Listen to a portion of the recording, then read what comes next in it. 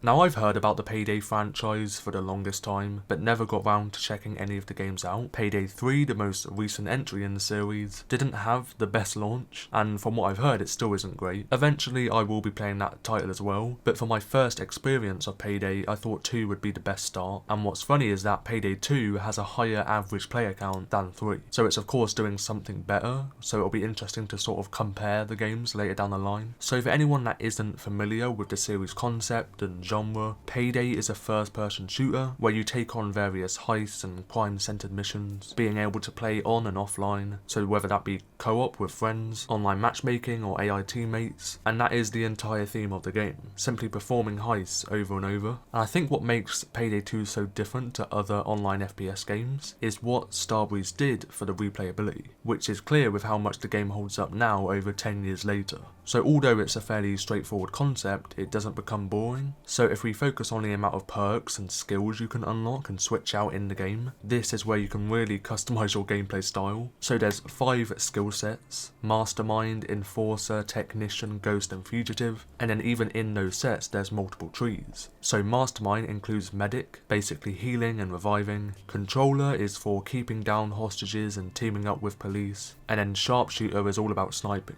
If we move on to Enforcer, that has Shotgunner, which is quite self-explanatory, it's all about shotguns, and then Tank is heavier armor, and you can also throw further as well. Ammo Specialist focuses on your ammo, then Technician has Engineer, which is mainly about the sentry. Breacher covers shaped charges, drills and various explosives to get through areas, so it's quite a good build to have on your team, at least for one person. And then Ghost focuses all on stealth, so Shinobi is about detection, Artful Dodger is dodging and speed, and Silent Killer is suppressed weapons and acting silent. Then lastly, Fugitive has Gunslinger for pistols and akimbo weapons, which is quite a cool one if you want to, run a revolver or deagle build. Revenant is quite helpful, it gives you more chances and increases your luck. So for an example, if you get downed, then there's a 50% chance to get automatically revived. Or there's also Swan Song, which basically gives you another 3 seconds after death. And then Brawler is melee only basically. So I know that was a lot to cover and it might, be a bit overwhelming, but that's what I mean by the huge amount of customization in this game, which is, amazing for a concept so simple, as each game can feel so different from the last, as the unlocks aren't permanent. You can always switch out your build and experiment with mixing and matching various skill sets. It's not like you have to only take them from one category either, and the more you progress, the higher up in the tiers you can unlock. There's really a build for everyone, no matter your playstyle, or what you think will be the most important. It's even better with a full lobby because, you can all decide on what to collectively use for your squad. It doesn't even stop there because there's also a perk deck, which I won't cover all of it because there's just so many, it's insane. But just like the skills, they come in different categories. This time it's offensive, defensive, covert, supportive, versatile and stealth. Inside those, there's the perks, which you can progress through, so like a tier system, you'll have to buy the ones before to then unlock the rest. But these provide a boost of something, so for example, Hitman would first increase armor recovery rate and then a boost in headshot damage. Then dual wield weapons have a decrease in stability penalty, so great if you use akimbo. And over time you can mix all these different perks and skills to make the perfect build for you, or maybe you just want to have fun with all of it and test out different ones. And some perks even unlock items, so for an example, Stoic unlocks the Stoic Hip Flask, which actually reduces your damage taken when applied by 75% for 12 seconds, with a 10-second cooldown. And I use that and I think it's incredibly helpful, to be honest. Of course, you can create a build for your weapons by buying and unlocking attachments as well, either by completing heists and then you unlock them through your rewards, or by purchasing them with Continental coins. These were introduced with the John Wick DLC and can be earned by leveling up, completing side jobs and storyline assignments, and other ways as well. You actually start the game off with 11 of them.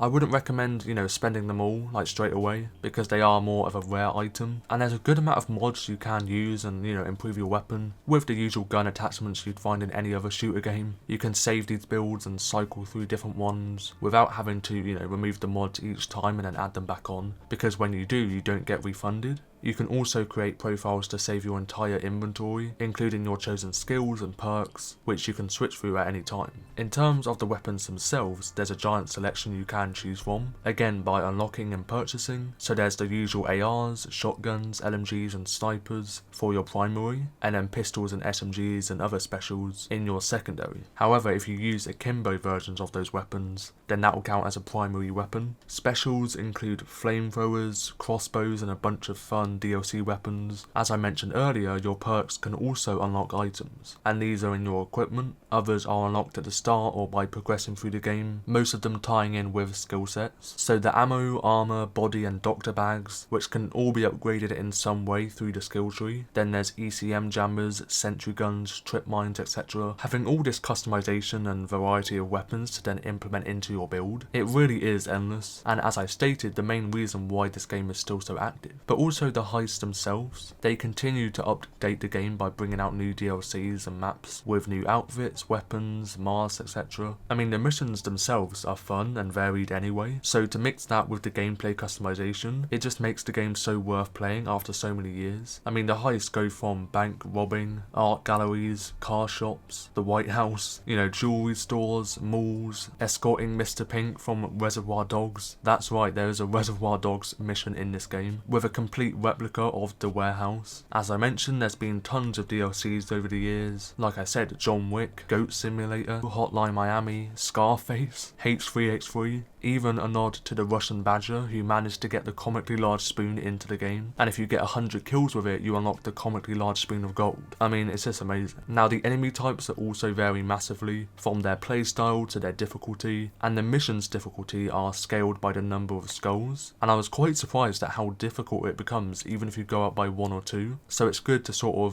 slowly progress through the game and build up your loadout and strength, so then you are ready. Otherwise, good luck. I mean, you can go up against security guards, to the FBI, to Russian mercenaries, all armed with a different selection of guns, which are the same as the ones you can also unlock, as I mentioned, some having tougher armor and higher health of course, and when they're equipped with riot shields, you can shield surf over them to gain advantage, which is always quite fun to do, just by running and jumping over them. Now I must say, a sort of frustrating aspect, that I also appreciate the fact that they want us to do this, which is not to kill civilians, and I get that. Otherwise, a bit of your cash is deducted each time you do, but the amount of times the AI for the civilians have no awareness and run right in front of your bullets is crazy. So just make sure to be extra careful. But in terms of the AI teammates that you can use, they aren't bad. They actually take a good amount of damage, which I was quite surprised by, and they tend to revive you almost instantly and at a safe time as well, unless you're like really far away. And in the crew management section, you can even create a loadout for them and choose their weapons, which of course makes them even more helpful. And I believe they never used to be this accurate and good, so it does seem like they've updated them, which is great. And lastly, I'd like to talk about the soundtrack for Payday 2. It's so good, definitely one of my favourite soundtracks ever. I mean,